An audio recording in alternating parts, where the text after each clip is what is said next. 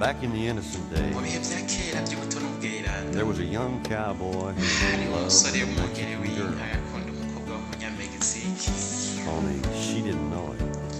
ariko ntiyari abizi And he would watch her as she walked by, yaramwihweza igihe yaba ariko aragenda yambaye ikanzu y'ipamu and her eyes held iriko the irabyina stars. mu muyaga kandi mu maso yiwe hakabamo inyenyeri Now she was the most beautiful thing that yari cowboy ikiremwa had ever ciza kuruta ibindi byose uwo mungeri yari kwigera sent abona down straight from heaven. yamufata nk'uwarungitswe ava mu ijuru But he was afraid ariko yatinya ko atazokwigera aronka umutima wiwe kubera ibikomere by'umuryango byasizwe n'ishyamba ry'imvura nyinshi but oh, how he loved her. ariko ewe ukuntu yamukunda Senorita, sinyorita ntirengane passing by.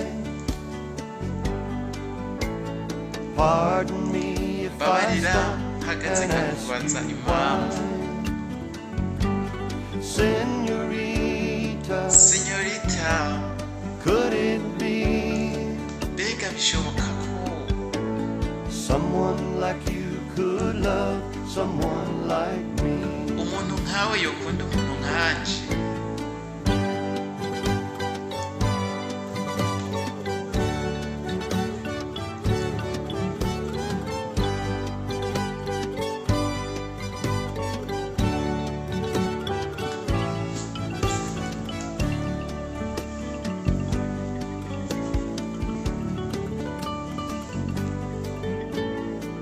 So he walked up to her nuko aramwegera and introduced himself. akuraho inkofero yiwe And she looked aramwiyereka up at him and didn't know what to say. nawe aramuraba ntiyamenye So icyo he told her the yomwishura story of his family, the trouble that brought maze the barbed amuganiriza wire, inkuru y'umuryango and of wiwe all the things that he couldn't change. ingorane zazanye uruzitiro rw'insinga z'icuma n'ibintu byose atashoboye guhindura He studied her reaction.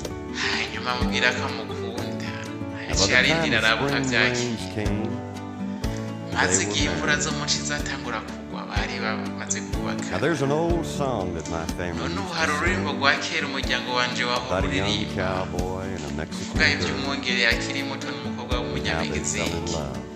n'ingene bakundanye Senorita, sinyorita passing by, nirenganira pardon me if I stop and ask you why. mbabarira mpagaze nkakubaza impamvu Senorita, sinyorita could it be mbega bishoboka someone like you could love someone like me? ko umuntu nkawe yokunda umuntu nkanje Senorita, sinyorita passing by, nirenganira pardon me if I stop and ask you why. mbabarira mpagaze nkakubaza impamvu Senorita, sinyorita could it be mbega bishoboka ko someone like you could love someone like umuntu nkawe you yokunda love umuntu nkanje someone like me? umuntu nkawe yokunda umuntu nkanje amajambo nshuti zanje